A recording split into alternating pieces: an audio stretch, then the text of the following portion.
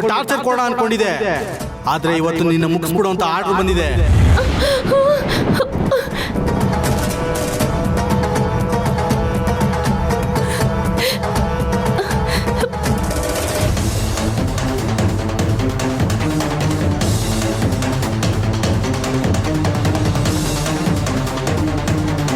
ಅಣ್ಣ ಅವಳೆಲ್ಲೂ ಕಾಣಿಸಲ್ಲ ಅಣ್ಣ.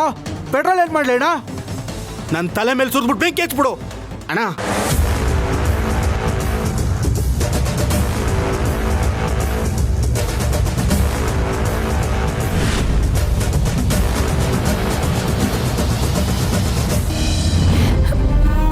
ಅಣ್ಣ, ನಿನ್ ಮುಖನೂ ನೋಡ್ದೆ ಸತ್ತು ಹೋಗ್ತೀನಿ ಅಂತ ಅನ್ನಿಸ್ತಿದೆ. ಮುಂದಿನ ಜನ್ಮ ಅಂತಿದ್ರೆ ನಿನ್ ಮಗಳಾಗಿ ಹುಟ್ಟಿ ನಿನ್ ಋಣ ತೀರಿಸ್ತೀನಣ್ಣ. ಅಣ್ಣನಿಗೆ ಜೀವ